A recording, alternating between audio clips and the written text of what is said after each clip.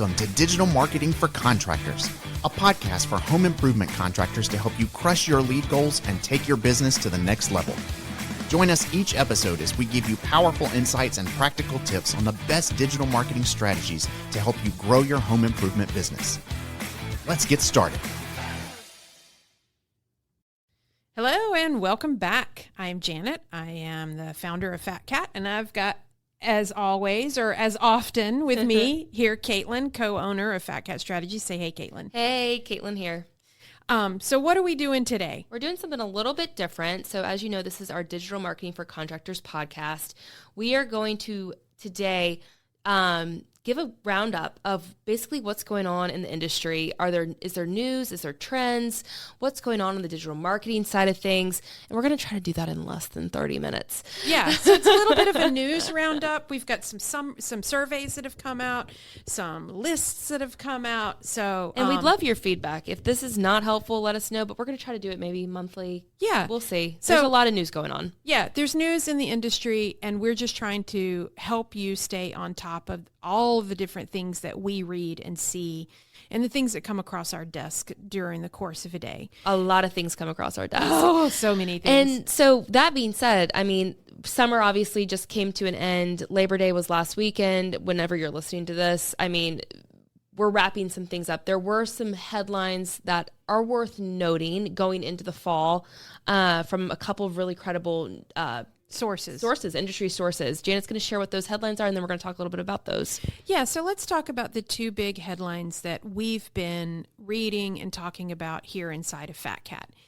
And those two headlines come from two different sources. Source number one is the National Association of Home Builders, and source number two is the Harvard Joint Center for Housing Studies.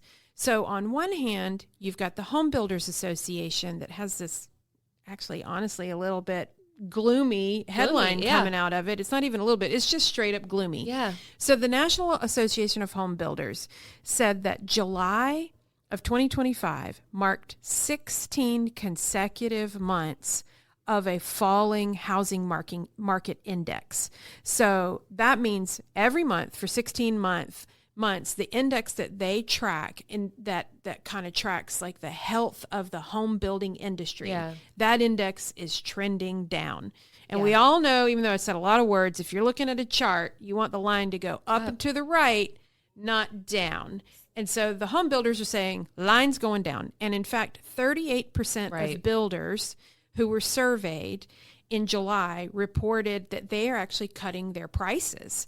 And that's the highest percent of home builders reporting on that since they started tracking it in 2022. So that's on the kind of the negative side of the coin. Now let's talk about the flip side of that. So that's the news coming out of the National Association of Home Builders. If we look at one of my favorite sources, which is Harvard has I don't even know if it's called a department. I kind of picture it like a magic building. It's called the Joint Center for Housing Studies. There's a whole website that anybody can go and look at, and this center does just a ton of analysis and really solid writing, and they put out infographics all about housing in the United States, and that looks at total housing inventory, who owns it, demographics, trends, what's being built. Part of that Joint Center for Housing Studies includes some really amazing analysis on the remodeling industry, which is what you guys care about. And in fact, they have, this center has what they call LIRA, L-I-R-A. That is the leading indicator of remodeling activity. They look at a bunch of numbers, they crunch them, and then they give us a forecast. And that forecast is predicting that Q1 of 2026, we're going to see an uptick in remodeling activity. Praise. So if we put these two thoughts together, I'd love to get your input on this, Caitlyn. It kind of makes sense to me. If we're not building as many homes, people still want to live and eat inside. That means they're going to be remodeling more. Right. So to me, as a non-economist, non-math nerd, I just think it's totally logical that if you see some sort of crunch in housing, you're going to see an uptick in remodeling. Always. We've been doing this for a long time, Janet. I mean, it's going to ebb and flow, and that's what we've been telling our clients too is, this year, if you're listening to it, I mean, this, and you're shaking your head like, this has not been the best year in terms of lead generation, No, you it name hasn't. it, for just digital presence. A lot has been shaken, both, out of our control, in our control. And I think it's funny that these two headlines do conflict, but I also think that it's something to look forward to and something we're coaching as we're preparing for 2026 is do the legwork now. We know prices have dropped. We know things have slowed down. That means you cannot stop marketing. You cannot stop marketing your business. You can't. And I'm tying it, of course, selfishly back to what we do here. Right. But it's easy to hold back and pull back when things are not going well. We've seen many, many, many companies make that mistake. This is not the time to do that. Harvard's telling us. Yeah, there's going to be more interest in remodeling. And in fact, I'm just going to go ahead and segue into the next section and look at, Yes. there's some new lists that have come out and a few surveys that I think sort of bolster our argument here that even though things may look a little gloomy on the house building side, Right. there's room to be hopeful on the remodeling side. So what's the first, what's the top of the list here when we're moving into looking at surveys and some lists that have been published? Yeah, no, totally. And I'm reflecting back on, I didn't talk about what I was going to say in the last segment. Oh, do it now. But yeah, I'll go ahead and do it. So my husband works for a Fortune 500 company, which does help segue into the next conversation we're going to have. And they do all new builds, new home builds. I don't want to go into too many details. They're all over the country, right? They're all over the country, national company, huge company. And they've only focused on building homes. And the insulation that goes is one of those things that they do. Yeah, they install insulation. I know Janet correct? can explain it better than what I can. They're insulation installers, which is really hard to say. Yeah, no. And so like to tie back to these two headlines, they just made an announcement that they have added on a remodeling division to that portion of their company Because they saw their business with new home construction slow down. 100%. It's completely slowed down. Again, I can't give away too much, but they've had to go through a lot of different changes as well to adapt to this slower period, which is absolutely accurate. But they're optimistic about what's going to come by adding on this remodeling division. So the conversations that you're having around your kitchen table mirror what we're seeing 100%. here 100%. that we're talking about on this podcast and that we see at work. Yes. Yeah. And whether they're actually happening or I'm just snooping. So anyway, so back to the surveys, and we talked about the Fortune 500. The Qualified Remodeler, if you're listening and don't know, you should know. They come out with a list of the top 500 companies in terms of what they install, dollar volume, how many years they've been in business, what associations they're involved in, certifications, etc. So it's a really, really solid list of companies that ranks the top remodelers, The top every 500 single year. Yeah, and that list just came out. We love it when that list comes out. Again, listener, if you're not aware of this list, it's a great resource. Yes. I think it's a great resource for smaller companies to aspire. You know, Oh, you my look at gosh. some of the bigger companies that maybe you've never heard of. Maybe they're 6 states away from you. Yeah. And you can look at their website, look at what they're doing, Yes. maybe learn from You should. learn from companies who've blazed a trail ahead of you that are, you know, maybe they're in the top 15 or 20 Yeah. or even top 100 of this top 500. We just think it's such an amazing resource for this industry. We love it when this list comes out. And if you're not aware of it, go check it out. Go check it out. Qualified Remodeler Top 500. Top 500, it comes out every year. You obviously have to submit information that you have to be willing to share with the world. Yeah. But it did report that there were nearly 25 billion remodeling sales. I'm not even saying that the right way, but like there was about $25 billion in remodeling was spent in the United States. Yeah. Across 2.2 million completed jobs. Correct. So that's amazing. That's a lot of remodeling activity. That's fantastic. And that's coming just from those 500 companies who submitted, you know, to be on this list. correct. So beyond numbers, one of the biggest takeaways is how companies are not just doing single services anymore. If you go to that list, which I hope you do, you're going to see, I mean, I promise you, the top 15, maybe the top 50 are offering multiple services like roofing, siding, windows, baths. It's not just one and done. And this supports, Janet, a couple of other surveys that we have to share. So, well, it doesn't just support the surveys; it supports some of the trends that we've seen in terms of search with the major platforms. But before we get to that, let's wrap up some of the other surveys. That's a good point. So we've got Qualified Remodeler has published its new list. We've got two other headlines that we wanted to share. The American Institute of Architects has recently published a survey that they did with their members. 62% of the architects surveyed report an uptick in ADU projects. So those are accessory dwelling units. Yes. Which to me, that kind of goes back to this whole housing thing. It does. You know, if we're not building enough houses, people got to live somewhere. Yeah. And I think there's an interest in folks building these accessory dwelling units and renting them out, having them be mother-in-law suites. Correct. So if you are a GC and you can build one of these guys, maybe there's an ADU in your future. Yeah. So I think that's super important. And like, again, as an add-on project, like as an add-on service. Yes, additions. So the other survey I wanted to hit on is Houzz, Houzz, the website we all know and love. Yeah. Houzz surveyed 22,000 homeowners through their website, and 54% of those surveyed reported that they did some sort of kitchen or bath project in 2024. So that's over half. Now, that doesn't surprise me because you're asking people who are on Houzz, and they're probably on Houzz because they're looking at cabinet colors. Yeah, you're on Pinterest because you're trying to plan a wedding. You know, right? Like you're on Houzz because you're planning a bathroom remodel. Yes, but still, so over half of those people still renovated in 2024. Yeah.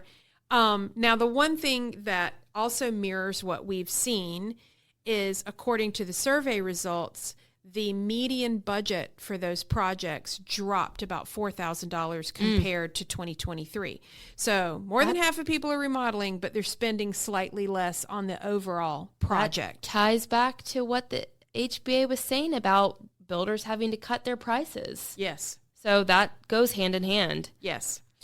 Kitchens, though, remained the most popular. Yeah. On Houzz, even though, you know, the architects are telling us that they're seeing an uptick in ADUs, when people are surveyed on Houzz, the number one thing that they want to remodel is their kitchen. Yep, followed by primary bathrooms. So just a couple of things to note, like in terms of, are you offering those services? Are you thinking about offering those services? There's an interest room in the market for you to offer those? There is definitely an interest. That's a great point.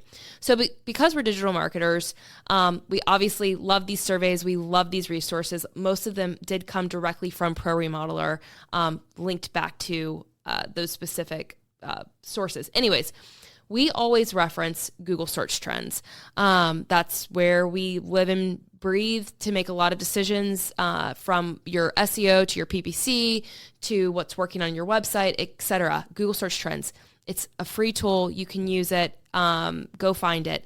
What we saw, DIY kitchen and DIY bathroom searches. So somebody who physically goes to Google and searches on terms related to doing it themselves. Correct. Are way down from COVID peaks. That doesn't surprise me. It doesn't surprise me at all. People were stuck at home. You were at home. You were hating your bathroom. You were hating your kitchen. Yeah, I think, to me, the theme here with all of this, you know, the news coming out of the home builders, the news coming out of the Harvard Center for, you know, looking at remodeling, there's still projects to be done. Right. But it is not the peak of COVID. No. Where, I mean, during the peak of COVID, we were all stuck at home, or so many people who had maybe never worked from home before are suddenly working from home 5 days a week. Hating their home. Their kids are going to school from home. If you're listening to this and you were in business, then you know it. Yeah. You know that you were as busy as you wanted to be. That 2021 year was phenomenal. Yes. And we were kind of all riding that crest from 2021, really until like mid 2024. What did it say? Since 2022, that was one of the years when the pricing started to decrease on new home builds. Yeah. New home builds. Yeah, home builds. Yes. But sorry, I'm talking about remodeling. Yeah, sorry. I thought it was. Anyways, lots of numbers. Lots of numbers. We got a little bit confused. Huge interest, huge opportunity in the country to make money doing remodeling. That opportunity is still there, but the leads are going to be a little bit harder to come by. Yes. There's going to be more competition, and your marketing is going to have to be really on point. But the good news is that not as many people are searching on DIY anymore. No. If they're going to do a project, they want to hire somebody. Yeah. So that's kind of like where, that's our read on the pulse right now, that there's still opportunities, but, I'll just tell a personal story. In the middle of COVID, it was prices cutting on projects. On projects? I thought it was on homes. 38% of builders reported cutting prices. But those are on new home builds. Just new home builds? Yes. It doesn't matter. In our show notes, we'll have the links to all of these resources. Yeah. I would love it for somebody to come on and argue with us about numbers. I was just reading this we've just had to cut prices. So, but anyways, on new home builds. On new home builds. Janet's going to keep going. We were talking about a personal story about these surveys and the headlines. So, the way I relate to the opportunity and strong remodeling industry in COVID, during the middle of COVID, I personally did this more than once. Sitting at a stoplight, I see a truck with a brand on it, some kind of remodeling service that I need with a phone number. I was taking pictures of trucks on the highway and at stoplights. And honestly, if I saw somebody in my neighborhood, I'd go marching my happy ass up in the middle of their driveway and trying to distract that contractor while he's working on somebody else's job, because I literally could not get anybody to call me back. I had gutters that needed to be replaced. My driveway needed to be repaved. Yeah. There were things I wanted done. I was calling folks. I was filling out forms. You were. Nobody was calling me back. Listener, that day is not today. Homeowners are not tracking you down at a stoplight to get your phone number. So there are still leads out there, but you're going to have to work harder to get them. You're going to have to be a better marketer. You're going to have an online presence. Yeah. You're going to have multiple lead sources, and all news items that we're looking at and industry analysts are showing that same thing, that there's still demand there, but it's not the rah-rah that it was in 2021, 22, and even really the most of 2023. Yeah. And so when we look at that top 500 list, the companies that we see performing the best are those more mature companies that might have multiple offerings. Mm-hmm. Their marketing is on point. They might be running TV ads. They've got a canvassing game. They've got a strong... They did not stop their marketing. They did not stop their marketing. They've got a strong call center. It's where we see companies struggling the most are those smaller companies that may not have the ability to staff a call center. That's right. They're not able to, have that speed to lead reply. They have seen the cost of their third party leads that they're buying from Angie's List and Home Advisor. They've seen the cost of those go up and the quality go down. All of those are indicators of a slight cooling in remodeling, but it doesn't mean there's not opportunity there. No. There's still opportunity, and some of these studies are indicating that first quarter 2026, it's going to be a little bit on the uptick. That's fantastic. So hunker down, hang tight. We'll let you guys know if any of those stats change. Okay, so let's talk about platforms. And what do we mean by platforms? Platforms are the big tech companies. Meta, which is Facebook and Instagram. Google, we all know Google. And then AI is not really a platform, it's technology, and there's a bunch of companies out there. But there's news to share on the platforms. On the digital marketing side of the tools that we are using, that you're maybe using. Yeah. So Caitlyn, what is up with Meta? Oh, well, thank God I was on vacation. To be honest, I think it was super confusing. I think I was. It was the Friday right before Labor Day, which is just cruel. And there was a bunch of alerts that went out through the Meta platform, advertising platform, alerting anybody who was advertising, like, whoa, you've got to start paying up front for your ads. Which, okay, in 25 years, what is how long I've been doing it. You've been doing it, say, 15 years. Yeah. Have you ever seen a digital platform ask for advertisers to pay up front? God, no. Never. I mean, like, I'm sitting here thinking of things that I pay up front for. It's certainly not Facebook ads.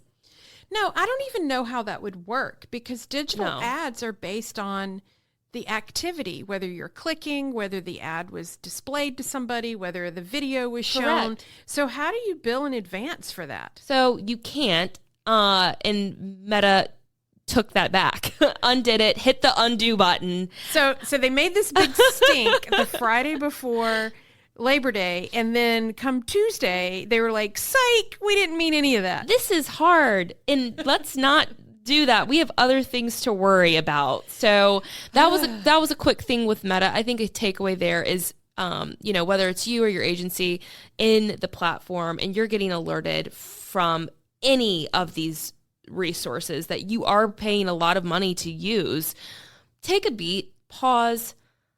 A lot of it isn't as, I'm trying to say this the best way, because it's not a big of a fire that you think it is. Let the holiday weekend pass. Yeah. If it gets shut down, it won't. I'm just they want your money. They're not going to shut down your account. Right. And many times you always see this is like a tactic that's just spam, and it's just bad. So always consult with your agency or somebody before you click and commit to anything like giving Facebook money up front, because that's the last thing Facebook needs. Just like you don't want to get scammed by fake people on Facebook, you don't want to get scammed by the actual Facebook either. Thank you. Let's not. Other things with Meta, just to let you know whether you care or you don't care, they shifted from a min-max spend setting to average spend limits. So this is interesting. I haven't been as close in the Meta advertising platform, like on the back end, because there's experts that we have on our team that do that. But that being said, that's interesting, because this is now probably going to hurt performance on peak days, like after storms for roofing contractors. So instead of having those min-max spend settings to just having average, I'm out here processing like out loud, like kind of the repercussions. It means is you could have your ads stop showing on a day when you really want them to show, because it's being averaged out over the month rather than allowing to have peaks and valleys throughout the month. Right. You can't see my face, but I'm trying to process why they would do that. Yeah, we don't know. So instead of optimizing for high engagement days, like Janet said, it could actually cap spend, like, which reaches you at a limit. So just keep an eye on that. Your spend could get cut off, like, right. Let's say by, 3:00 in the afternoon, when your audience likes to come home after work, and that's when you have historically gotten more engagement. Absolutely. Yeah, so we don't know what's up with Meta. We don't know what the hell's going on with Meta, but they made this weird announcement last week, and now they've got this shift from min-max spend settings to average, which we think could hurt. I mean, we have roofers who tell us, like, hey, look at the weather. Totally. If there's an ice storm coming, let's run ads. I'll say this, and I mean, we recommend Meta to clients with it's not, it doesn't answer everything. It's not the cure. No, Meta's not going to be your end all be all. It's part of the whole solution. It's part of the whole solution. And so, like, we're saying what's up with Meta. If you're on the fence about Meta right now, I mean, I don't think you're missing a lot. It's that, I guess that's the headline. So yeah. We like to follow what's going on with the platforms. Totally. And I kind of chuckled with that whole, like, that's insane. Let's make a big deal out of it, and then let's turn around 3 days later and go, Never mind. I We don't didn't even mean what it. time on Friday. That's just terrible. Yeah, right before Labor Day weekend. Okay, something else that's really fun, quote unquote fun, that we hear a ton from, and this is critical. This is so critical.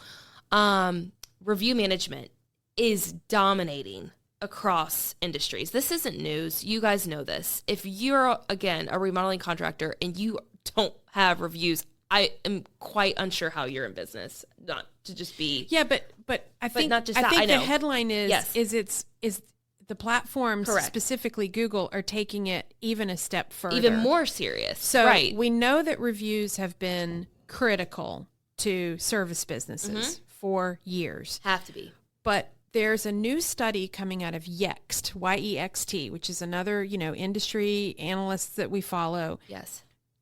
This group studied 8.7 million Google searches to see how local business profiles, those Google business profiles, how they show up across different industries. And what they found is that if you are slow to respond to reviews, that can negatively impact whether or not your business shows up in searches on maps and for that local Google local business profile. So I'm going to say that again because, yes, I went on a riff about how important it is to get reviews. But now not only is it important to get those reviews, you have to respond to those quickly. In a timely fashion. Right. Like very fast. So what this study is telling us, and what's even weirder about it, is it seems to vary by region. Yeah, by region. So in the Northeast, let's say you're a painter and you're in Connecticut.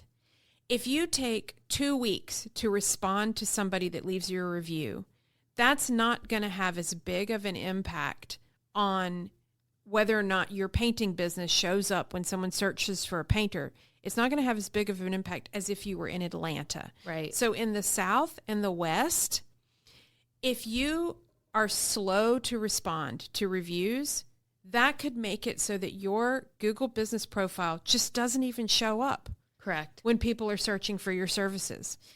It's crazy.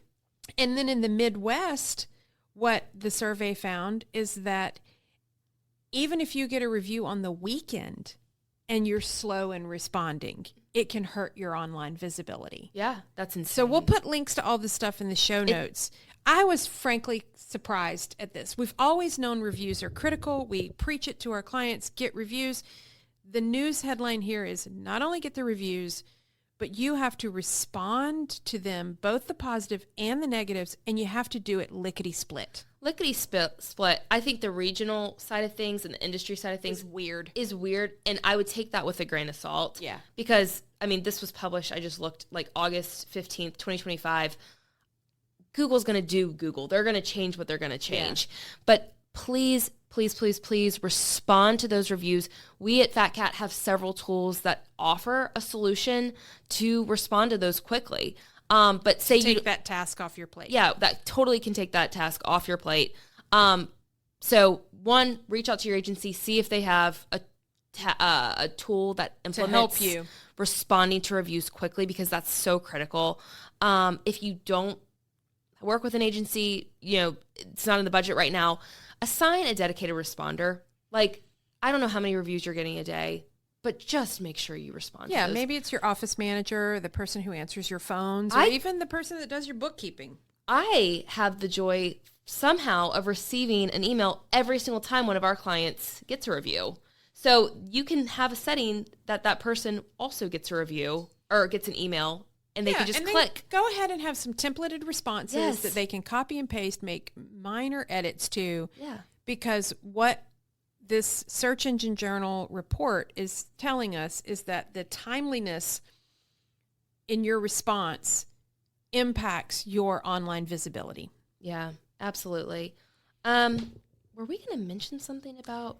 Yeah, well, there was something AI. else here. I'm looking at the show notes. While we're doing this roundup, this summer roundup of like things that we've seen happen with the platform. So we know that Meta did the weird thing with billing. Google is doing something where they rank you based on how quickly you respond to reviews. And then the third thing that we were going to mention is something kind of interesting that we've seen with AI-driven search. Yeah. So this is either going on something like Perplexity or ChatGPT, where you say like, hey, what's a reputable exterior remodeling contractor, in the Raleigh, North Carolina area, or however you phrase that search. Those AI-powered search engines are now favoring companies that have multiple solutions more than they're favoring companies that only do one thing or specialize in one thing. So, for example, if you had a roofing company and the only thing you do is roofing, you don't do windows, you don't do gutters, and that's what your website says. Yes. Like everything on your website is about roofing and about nothing else. For a homeowner that's using an AI search engine, your company is not going to show up when another company that could be newer, younger, not as reputable, not as established, but they do window replacement, they build decks, they do siding and roofing. Because they offer more services, the AI bots are recommending those companies more so than these one solution companies. And let's bring that back home, and maybe I'll reference the right stat. Isn't that what the survey was saying? That the companies that are doing the best, I'm like summarizing everything, the companies that are performing the best are offering multiple services.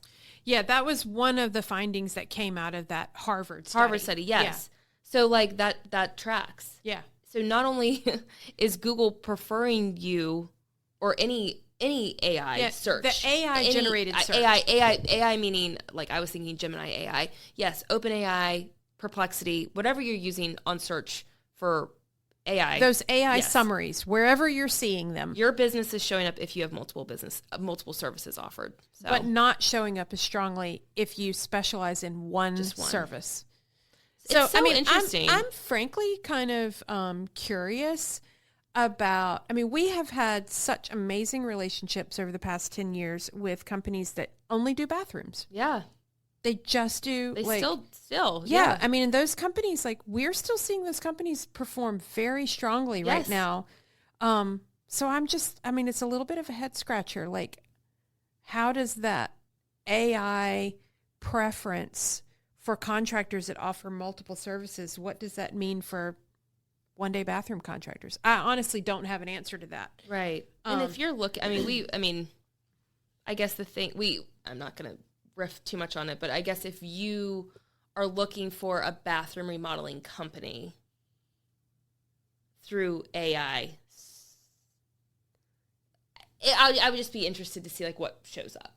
Yeah, I don't know. I know. That's what we're I know. Janet's looking at me Yeah, So my take on that is, again, so Caitlyn, what you warned people when we were talking about Meta changing their billing practice, if you get some random email, before you freak out on any news item related to the internet, please take a beat. Please take a beat. It's changing so fast.